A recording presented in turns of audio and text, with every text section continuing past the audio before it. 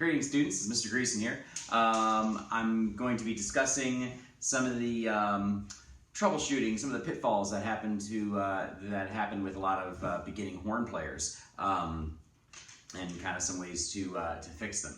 The first thing I want to address is sitting and holding the instrument. So that's why I'm in this chair. That's really too small for me, and the reason why is because a lot of young players, especially those who are on the shorter side, have trouble balancing the instrument on their leg and maintaining proper playing posture. Because obviously you need to be kind of quite upright from the waist up.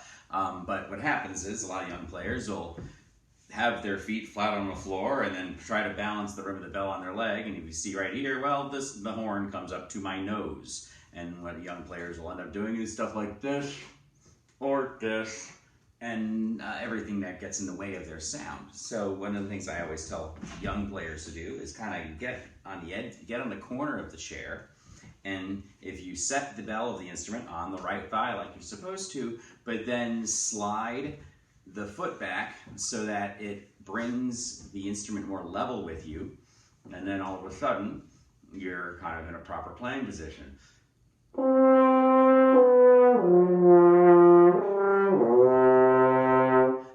So that's the first thing, is just in terms of holding the instrument and making sure that the instrument comes to you and you're not turning yourself into a pretzel. All right, and next things I'll show you is while I'm standing, so I'll be right back. Okay, and we're back. So we're gonna look at some other pitfalls beyond just holding the instrument. I first always like to talk about the muting, which is always kind of something that's kind of a challenge for non-horn players to teach, and a lot of young players to understand. What I like to talk about with muting is the muting hand, the right hand, is kind of a bowl in which you hold the water of your sound, and you don't want it to leak. So that means we're not letting any space get between the fingers, and it's just kind of a bowl. And then what happens is you have the ridge of the knuckles, and that lines up nicely with where the bell starts to really open and flare out. So if I have, let's just play a G, and if I close my hand all the way, just like pretend my fingers are a hinge,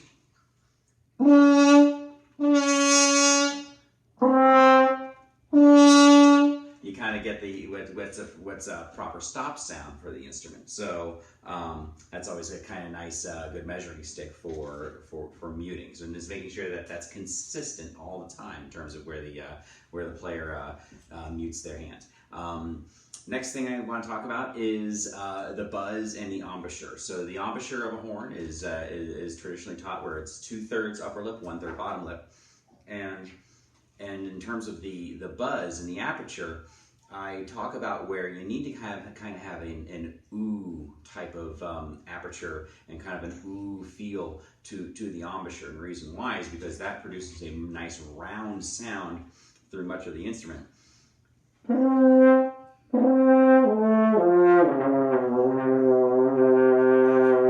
So as you notice, I kind of got a little thin in the lower register, and I kind of more ooh opened it up a little bit to open up the sound, and that's really, really important. If you're not ooh, if you're flat with your embouchure, or in the aperture, I should say, in the buzz, then turns into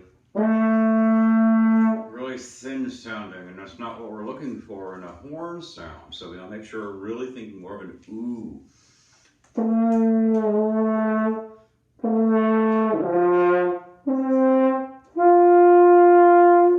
So really throughout that initial playing range of the instrument, that just over an octave from C down to low B and to B and A right below the staff, getting that nice ooh aperture is really going to help set the player up for that and make a good typical horn sound.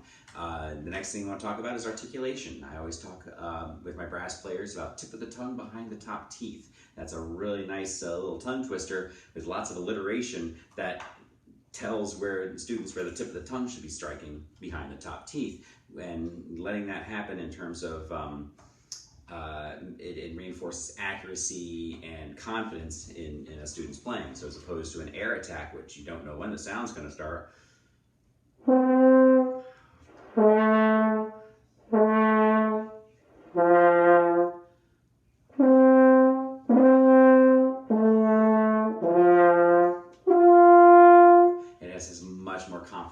attack. So making sure you get a nice ta ta ta with with tongue placement after the initiation of sound. I like to talk about an vowel, not like an O and not like an E, which are kind of an E vowel is better for trumpet player, kind of an O vowel is better for low brass, where horn you kind of need that schwa and that sound, and at least the vowel placement for the back of the tongue for making sure that the airspeed is coming in right. I thought about airspeed, making sure we're using consistent support from the abdominal muscles, so making sure that's providing a good mattress for which to support your sound, support your airstream. So it's got to be consistent.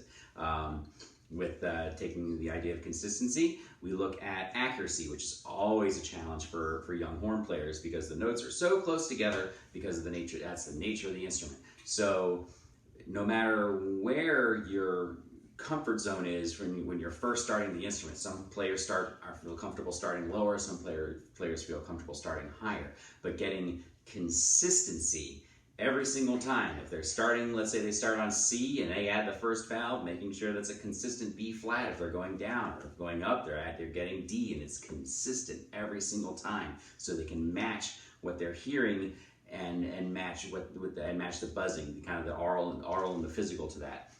Same thing if their player is more comfortable starting on G or more comfortable starting on E. The book I use for my beginners starts on E. That seems to be very, very helpful. It goes E, D, C, and then up to G, F, and G. And it's a nice right in the heart of the playing range.